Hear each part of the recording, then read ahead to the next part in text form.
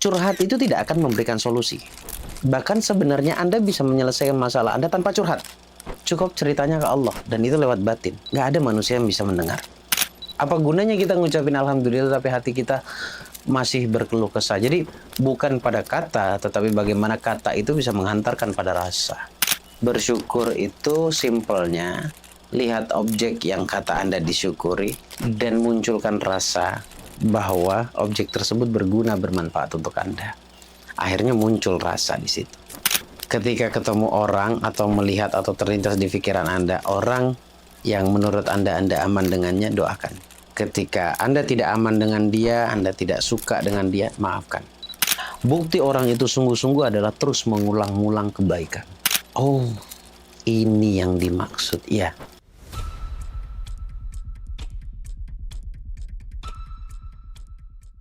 Assalamualaikum warahmatullahi wabarakatuh.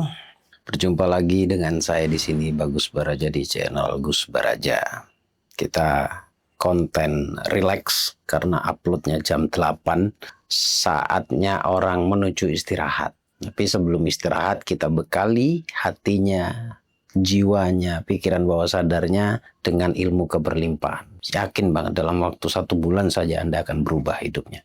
Nah, kali ini saya akan bahas tentang cara menaikkan vibrasi positif. Oh iya, sebelum saya mulai, ini bukan cuma vibrasi positif ya ternyata ya. Cara menaikkan vibrasi positif untuk menjadi magnet uang atau menarik uang.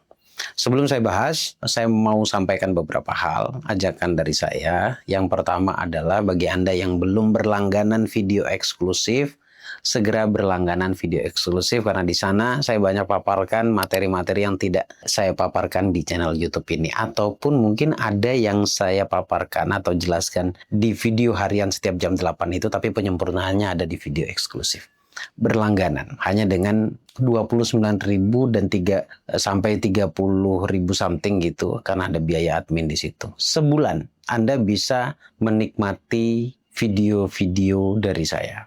Jadi segera ikut ambil bagian di situ. Kemudian yang kedua, saya mengadakan webinar dengan tema Ruang Ngopi, yaitu teknik melepaskan emosi negatif dan mengobati luka batin pastinya. Dan juga ada terapi dari saya. Segera daftarkan diri Anda, saya adakan tanggal 27 Juni ya. Nah, untuk temu jiwanya offline saya adakan perdana di Jogja ini tanggal 5 Juli. Jadi segera hadiri di sana biar Anda bisa bertemu langsung, berinteraksi langsung dengan saya, biar ada touch, ada sentuhan langsung dari saya agar bisa membantu Anda untuk memperbaiki batin Anda. Untuk pendaftarannya langsung hubungi Mbak Vista ya. Baik, cara menaikkan vibrasi positif untuk menjadi atau menguatkan diri menjadi magnet uang. Setelah beberapa hari yang lalu ya, saya sempat ada beberapa poin juga tentang bagaimana menjadi magnet uang. Itu penting dicatat dan diamalkan. Tidak hanya sekedar tahu tetapi juga diamalkan. Nah, di sini ada 4 poin tambahannya yang harus dilakukan dalam keseharian. Ini powerful banget sebenarnya. Ini keren banget karena saya menyampaikan jadi saya bilang saya keren gitu. Nggak apa-apa. Ya, tapi Anda boleh buktikan deh, nggak usah percaya omongan saya, Anda boleh buktikan saja langsung ya. Yang pertama, rubah circle-mu. Rubah circle-mu dimulai dari apa yang Anda lihat, Anda dengar, Anda rasa. Maksudnya apa sih? Rubah circle itu, rubah tontonanmu. 1. Yang kedua, rubah apa yang sering Anda dengar. 3. Rubah apa yang sering Anda rasa. Kalau ternyata dari 3 hal yang saya sampaikan itu ternyata tidak baik, rubah ke baik. Caranya bagaimana? Dari tontonan. Ingat ya, setiap yang kita tonton itu sejatinya itu masuk ke dalam hati kita, menjadi sebuah keyakinan. Lambat laun apapun yang kita tonton. Jadi, pastikan Anda menonton sesuatu yang hanya bermanfaat dan Anda butuhkan saja. Ya, kata kuncinya adalah bermanfaat untuk Anda dan dibutuhkan oleh Anda. Kalau sebenarnya Anda tidak butuh, hanya sekedar ingin tahu, hati-hati. Hanya sekedar ingin tahu tapi Anda dengarkan setiap hari, maka itu berpotensi masuk. Celakanya, kalau itu ternyata tidak Anda butuhkan dan itu tidak baik menurut Anda, itu bisa menjadi sebuah sugesti dan akan merangsang banyak negatif datang ke dalam kehidupan Anda. Contoh apa? Emang ada, Gus? Ada. Contoh politik. Informasi-informasi atau berita-berita atau tontonan tentang politik hari ini kebanyakan ngadu domba. Hal-hal yang tidak baik, merusak pikiran kita. Sementara sebenarnya kita ingin hidup bahagia berlimpah. Yang kita tonton hal-hal yang bertolak belakang dengan kebahagiaan. Ini menjadi berbahaya, ya, rubah itu. Kemudian yang kedua, rubah apa yang Anda dengar. Ya mungkin karena menonton jadi mendengar. Saran saya, terutama akan tidur dan bangun tidur. Dengarkan 2 audio. Yang pertama adalah melepas emosi negatif atau terapi luka batin finansial. Kemudian bangun tidurnya ada di Mbak Vista, silakan order aja audio syukur. 2 itu saja fokus, Anda akan rasakan perubahan hidup Anda. Pasti. Yakin Bang, seiring berjalannya waktu. Oh kok bisa meyakinkan ngomong pasti Gus? Konsep kerja bawah sadar itu sudah kebaca teman-teman. Semakin sering kita dengarkan sesuatu, dengarkan itu, maka itu akan menjadi dalam dirimu. Sama kayak begini, sering saya sampaikan. Bicarakan saja satu topik terus-menerus diulang-ulang. Suatu saat Anda akan menjadi sesuai topik pembicaraan Anda. Segimanapun Anda menolak, iya. Sekali lagi ini konsep alam. Jadi bukan tebak-tebakan. Iya apa enggak ya? Enggak gitu. Kalau konsep alam itu udah pasti terjadi. Gitu ya. Alamiah akan terjadi dengan sendirinya. Oke? Dengerin sesuatu yang positif. Dengerin audio terapi, audio perangsang untuk keberlimpahan. Nah, merasakan sesuatu ya jelas. Berarti Anda agak sedikit harus minggir dari circle atau lingkungan Anda. Ya. Yang sekiranya menurut Anda itu tidak bermanfaat dan agak sedikit mengganggu perasaan Anda. Kalau misalkan beneran mengganggu atau Anda ngerasa nggak nyaman nongkrong di satu tempat di mana itu circle Anda, ya udah minggir aja dulu sejenak. Minggir aja dulu sejenak barang 1-2 bulan. Nggak ada masalah di situ. Ya, sebenarnya orang sukses itu pada akhirnya circle-nya mengecil. Teman-temannya akan minggir satu persatu. Itu seleksi alam sebenarnya sih. Gitu ya. Intinya begini. Circle Anda perbaiki. Kenapa tadi saya bilang tontonan dengan apa yang Anda dengar? Ya karena memang circle kita yang paling utama adalah apa yang kita tonton. Oke? Karena itu sangat berpengaruh. Mempengaruhi hidup. Yang kedua, jangan curhat. Halo. Jangan curhat. Ini mentang-mentang kadang-kadang ya. Mentang-mentang saya ada di grup. Lalu semuanya chatting saya.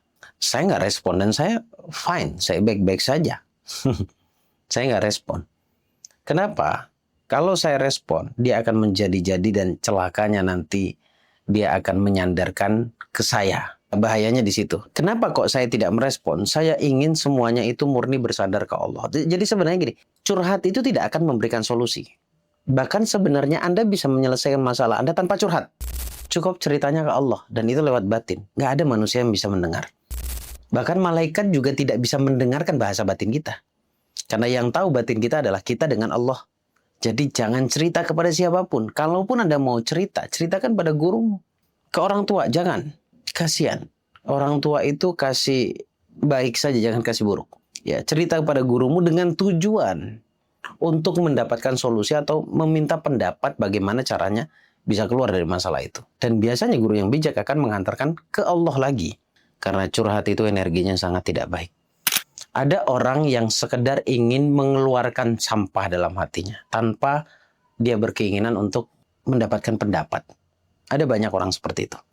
Ya, atau memang nyaman aja curhat sana sini biar berharap dikasihani. Nah itu sangat jauh dari rezeki. Udah kasarnya begitu ya. Yang ketiga, meditasi pagi dan malam. Pagi dan malam. Pagi sebelum Anda memulai aktivitas. Meditasinya lebih kepada apa? Ya syukur. Udah. Kalau Anda nggak familiar atau nggak suka saya menyebutkan kata syukur, ya udah. Duduk aja bersila. Menghubungkan diri kepada Gusti Allah. Dengan cara melihat semua anugerah Allah. Bersyukur ini bukan hal yang simpel sederhana seperti saya mengucapkan Alhamdulillah loh ya. Kalau saya katakan kepada tim saya, Mas Roni, Mbak Vista, dan Pak Rosidi dan yang lainnya. Saya katakan begini, kalau kita ambil sebuah rumus bersyukur, lihat objek yang Anda syukuri, sampai Anda merasakan bahwa objek ini berharga. Itulah syukur. Kalau cuma ngucapin Alhamdulillah ya, itu bukan syukur. Itu cuma di lisan. Belum, bagi saya ya, menurut saya, belum bisa dinilai itu syukur sebenarnya. Apa gunanya kita ngucapin Alhamdulillah tapi hati kita masih berkeluh kesah. Jadi bukan pada kata, tetapi bagaimana kata itu bisa menghantarkan pada rasa. Itu poinnya. Jadi lihat objeknya, misalkan nih contoh. Oke. Saya ambil 1 juta. Ini nggak ada. Saya ambil 1 juta. Saya liatin. Iya ya. Dengan punya uang ini saya bisa membeli sesuatu. Alhamdulillah ya Allah. Nah, baru di situ muncul rasa. Gitu ya. Jadi tidak hanya alhamdulillah plok selesai gitu. Enggak. Rumus bersyukur itu simpelnya lihat objek yang kata Anda disyukuri dan munculkan rasa bahwa objek tersebut berguna, bermanfaat untuk Anda. Akhirnya muncul rasa di situ. Dan kemudian malam, meditasinya meditasi apa? Malam ya udah bersih-bersih. Orang mau tidur ya bersih-bersih.